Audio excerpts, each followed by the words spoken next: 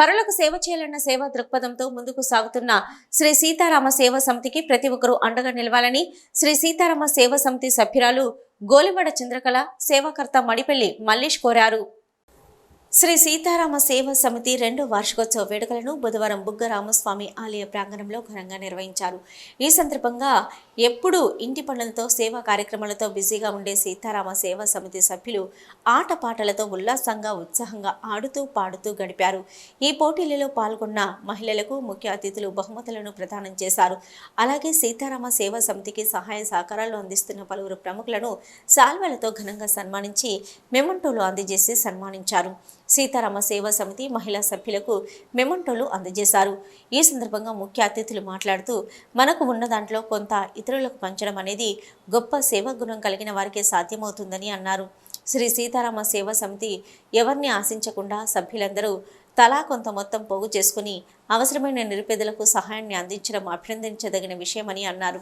ఈ కార్యక్రమానికి ముఖ్య అతిథులుగా రామోజుల చంద్రమౌళి, మడిపల్లి మల్లేష్, మధ్యల దినేష్, సదాశయ ఫౌండేషన్ వాసు, రమేష్, కత్తెరమల్ల రాజలింగు, ఆత్మబంధువు అన్రాజ్ హాజరు కాగా ఈ కార్యక్రమంలో గోలివాడ చంద్రకళ, వజ్జ జమున, కంది సుజాత, బెల్ల శ్రీదేవి, చింతల భాగ్యలక్ష్మి, మెడగొని స్వప్న, బెరక సుజాత, ఫాతిమా, మందల రమాదేవి, మేడికి తిరుపతి, కత్తెరమల్ల రాజలింగు, మందల రమాదేవి, కలవల అనూష తదితరులు పాల్గొన్నారు. అందరికీ కూడా ఈరోజు నేను తెలియజేసేది ఏంటంటే, ఇంకా ముందు కూడా మనం చాలా మంచి మంచి కార్యక్రమాలు చేయాలి. పేదవారికి ఎక్కడ కష్టం అనుకుంటే అక్కడ మనం ముందుండి సేవ చేసే విధంగా మన గ్రూప్ తయారు కావాలి.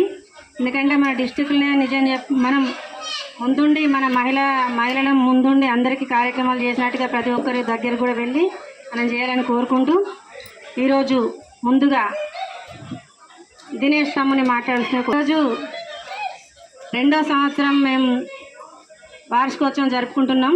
ఈ 2వ సంవత్సరం వార్షికోత్సవం ఈ బుగ్గలనే చేయాలనేది మా వాళ్ళందరి కోరిక మేరకు ఇక్కడ నిర్వహించుకోవడం జరిగింది. నేను కరోనా టైం నుంచి ఇప్పటి వరకు వేలాది మందికి సాయం చేస్తూ వస్తున్నాను. సేవా స్మృతి ఫౌండేషన్ అది. నేను ఒక ఫౌండేషన్ నడిపిస్తుండీ కూడా ఈ యొక్క సంస్థలో సభ్యుల చైర్మన్ అన్నప్పుడు వాస్తవంగా ఈర్ష్య ఉంటుంది. అరే నేను చేస్తుంటాను ఇంకొకరు ఒక ఈర్ష్య ఉంటుంది. కానీ నేను అనుకున్నాను, నేను చేస్తూ ఉంటే వీళ్ళు ఇన్స్పైర్ చేస్తారు కాబట్టి ఇంకొంతమంది సాయం జరుగుతుందని చెప్పేసి అని నేను కూడా మీ యొక్క ఈ సంస్థలో చేరడం జరిగింది.